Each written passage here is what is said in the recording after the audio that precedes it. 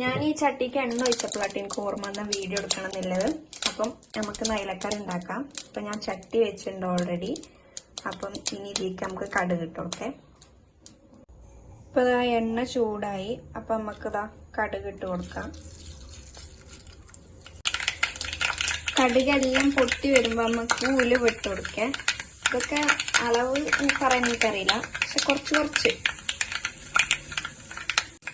അപ്പൊ ഇതൊക്കെ ഒന്ന് പൊട്ടി തീരാനാകുമ്പോ നമുക്കിതാ ചെറിയുള്ളി ചതച്ചത് ഇട്ട് കൊടുക്കുക. ഇത് നമ്മള് ചതക്കൂലേ, അരിഞ്ഞതല്ല, ചതച്ചാണ് അത് ഇട്ട് കൊടുക്കേ. എന്നിട്ട് ഇതെല്ലാം നല്ലോണം മിക്സ് ചെയ്ത് കൊടുക്കാം നമുക്ക്. ഈ ഉള്ളി ഒന്ന് വാടി വരുമ്പോ നമുക്ക് പച്ചമുളക് ഇട്ട് കൊടുക്കാം. ഇനി നമുക്ക് ഇതിലേക്ക് വറ്റൽമുളക് ഇട്ട് കൊടുക്കാം കേട്ടോ. ഈ വറ്റൽമുളകൊക്കെ ഇടുന്ന ഭയങ്കര ടേസ്റ്റ് ആയിക്കാരം. വറ്റൽമുളകൊക്കെ ഇട്ട് കഴിഞ്ഞാൽ അതിനാണ് നമ്മൾ വറ്റൽമുളക് ഇടുന്നത്. അതിന് ഈ വറ്റൽമുളകിന് പ്രത്യേക ടേസ്റ്റ് ഉണ്ടല്ലോ. നമുക്കൊന്ന് മിക്സ് ചെയ്ത് കൊടുക്കാം. പിന്നെ ഇതിലേക്ക് നമുക്ക് ഇഞ്ചി വെളുത്തുള്ളി പേസ്റ്റ് ഇട്ട് കൊടുക്കാം കേട്ടോ. ഇതിപ്പോൾ ഓൾറെഡി പേസ്റ്റ് ഉണ്ടായതുകൊണ്ട് ഞാൻ പേസ്റ്റ് ഇടാം. ഇനിയിപ്പോൾ നിങ്ങൾക്ക് ചതച്ചിടണമെങ്കിൽ അങ്ങനെ ഇടാം. അത് ഇതിലേറെ ടേസ്റ്റാണ്. എനിക്ക് മടിയോണ്ടാണ്. ഇട്ട് കഴിഞ്ഞിട്ട് നമുക്ക് നല്ലോണം ഇളക്കി കൊടുക്കാം.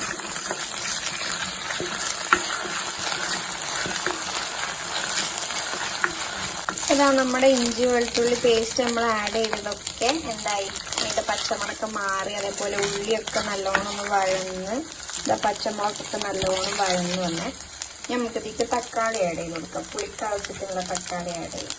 ഞാനിപ്പം വലിയ തക്കാളിയാണ്, അപ്പൊ അതിന്റെ പകുതി എടുത്തിട്ടുള്ളൂ. അതിന്റെ ഫുള്ളിന്റെ ആവശ്യമില്ലല്ലോ, നമ്മൾ ഓൾറെഡി കൊടുമ്പുളി ഇതിലിടുന്നുണ്ട്. അപ്പൊ അതിട്ട് കൊടുക്കാം തക്കാളി. ഇതായി തക്കാളി നല്ലോണം ഒന്ന് സോഫ്റ്റ് ആവും. അപ്പൊ നമുക്ക് മസാലകളൊക്കെ ആഡ് ചെയ്ത് കൊടുക്കാം. ഒന്ന് സോഫ്റ്റ് ആയി വരട്ടെ. ആഡ് ചെയ്ത് കൊടുക്കാം. കുറച്ച് മല്ലിപ്പൊടി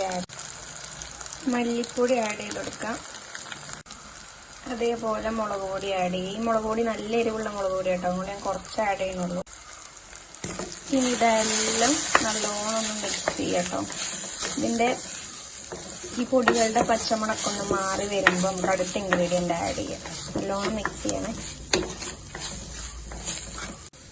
ഇപ്പൊ ഇതാ നമ്മൾ പൊടികളൊക്കെ മിക്സ് ചെയ്തു. അതിന്റെ പച്ചമുളകൊന്ന് മാറി. ഇനി നമുക്ക് ഇതിലേക്ക് കൊടുമ്പുളി ആഡ് ചെയ്ത് കൊടുക്കാം. കൊടുമ്പുളി ഇച്ചിരി വെള്ളത്തിലിട്ട് വെച്ചതാണ്. നമുക്കിതൊന്ന് ആഡ് ചെയ്ത് കൊടുക്കാം. ഇനി നല്ലോണം മിക്സ് ചെയ്യാം.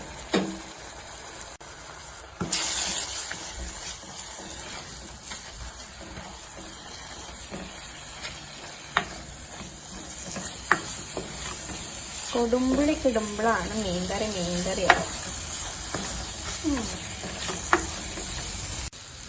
ഇനി നമുക്ക് ഇതിലേക്ക് വെള്ളം ഒഴിച്ചു കൊടുക്കട്ടെ ആവശ്യത്തിന്. നമുക്ക് മീൻ വേവാൻ വെള്ളം വേണമല്ലോ, മീൻകറിയാണല്ലോ ഉദ്ദേശം. അപ്പോൾ ആവശ്യത്തിനുള്ള വെള്ളം ഒഴിച്ചു കൊടുക്കാം. അപ്പൊ ഞാൻ ഒരു 2.5 കപ്പ് വെള്ളം ഒഴിച്ചു കൊടുത്തിട്ടുണ്ട് കേട്ടോ. ഒന്ന് മിക്സ് ചെയ്യാം. നമ്മൾ ഉപ്പ് ആഡ് ചെയ്തിട്ടില്ല ഇതിൽ. ഈ സമയമാണ് നമ്മളിതിൽ ഉപ്പ് ആഡ് ചെയ്യേണ്ടത്. ഉപ്പ് ആഡ് ചെയ്ത് നോക്കട്ടോ. ആവശ്യത്തിന് ഉപ്പ് ആഡ് ചെയ്യാം. ഇപ്പൊ ഇതാ നമ്മൾ ഉപ്പൊക്കെ ആഡ് ചെയ്തിട്ടോ. ഉപ്പൊക്കെ ആഡ് ചെയ്ത് കറി വെള്ളമൊക്കെ ഒഴിച്ച് നമുക്ക് മീൻ ഇടണമെന്നുണ്ടെങ്കിൽ ഇതൊന്ന് തിള വരണം. ആ തിള വരാൻ നമ്മൾ എന്താ ചെയ്യേണ്ട വെച്ചാല് ഇത് അടച്ചു വെക്കാം.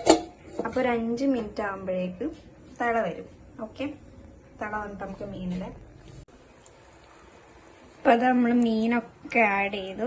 ഇനി നമുക്ക് ഈ മീനൊന്ന് വെന്ത്, അപ്പോൾ ഈ കറി ഉണ്ടോ വെള്ളം പോലല്ലേ, ഈ കറി ഒന്ന് കുറുകി വരുന്നവരെ ഇത് വേവിച്ചെടുക്കട്ടോ. അപ്പൊ നമ്മളെ കറി ഇവിടെ റെഡി ആയി ഗൈസ്. നമുക്ക് നമ്മളെ അതന്നെ നമുക്ക് ഇനി ഇതിലേക്ക് വെളിച്ചെണ്ണ ഒഴിച്ചു കൊടുക്കട്ടോ. വെളിച്ചെണ്ണ ഒഴിച്ചു. നമുക്ക് സ്റ്റവ് ഓഫ് ചെയ്യാം. നമ്മളെ മീൻകറി ഇവിടെ റെഡിയായി. നമുക്ക് കുറച്ച് നേരം ഇത് അടച്ച് വെക്കാം.